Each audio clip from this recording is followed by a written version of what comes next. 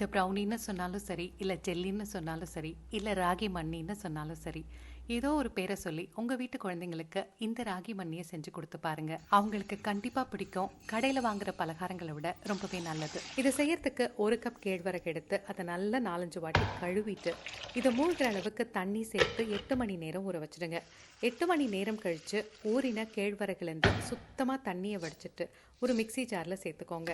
இது கூட 1 கப் தேங்காய் துருவல், 3 ஏலக்காய், 1/2 கப் அளவுக்கு தண்ணி சேர்த்து எல்லாத்தையும் நல்லா மையா அரைச்சு இதை ஒரு துணியில் வடிகட்டி இதுலேருந்து பாலை எடுத்துக்கோங்க.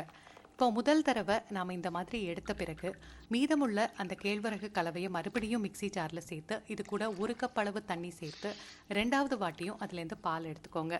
3வது வாட்டி இதே மாதிரி 1/2 கப் தண்ணி சேர்த்து அதுலேருந்து பால் எடுத்த பிறகு அது இந்த அளவுக்கு ட்ரையாக இருந்ததுன்னா விட்டுடுங்க. இன்னொரு தடவை எடுக்கணும்னாலும் எடுத்துக்கலாம். இப்போ இந்த பாலை வடிகட்டி ஒரு பாத்திரத்தில் சேர்த்துட்டு லோ ஃப்ளேமில் வச்சு இதை கிளற ஆரம்பிக்கணும். ஒரு 5லேருந்து 6 நிமிஷம் கழித்து அது நல்லா திக்காகி வரும்பொழுது கட்டி விடும். அதனால் ஒரு விஸ்கர் வச்சு இந்த மாதிரி நீங்கள் கலந்து விட்டுக்கிட்டே வரணும். மொத்தமாக 12லேருந்து 15 நிமிஷம் கழித்து இந்த மாதிரி நல்லா வெந்து மாவு நல்லா பளபளன்னு வரும்.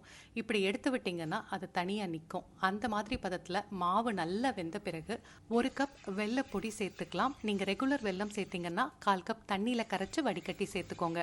1 டேபிள் ஸ்பூன் நெய் சேர்த்து தொடர்ந்து ஒரு 10லேருந்து 12 நிமிஷம் கிண்டிங்கன்னா இந்த மாதிரி அது நல்லா ஸ்மூத் ஆகி வரும். இது வெந்துருச்சான்னு செக் பண்ணுறதுக்கு ஒரு கரண்டியில் எடுத்து இப்படி விட்டிங்கன்னா நின்று விழணும், தொடர்ந்து விழக்கூடாது. மேல் பகுதி நல்லா பளபளன்னு வெந்திருக்கணும். கிண்டாதப்போ இந்த மாதிரி பபிள்ஸ் ஃபார்ம் ஆகணும்.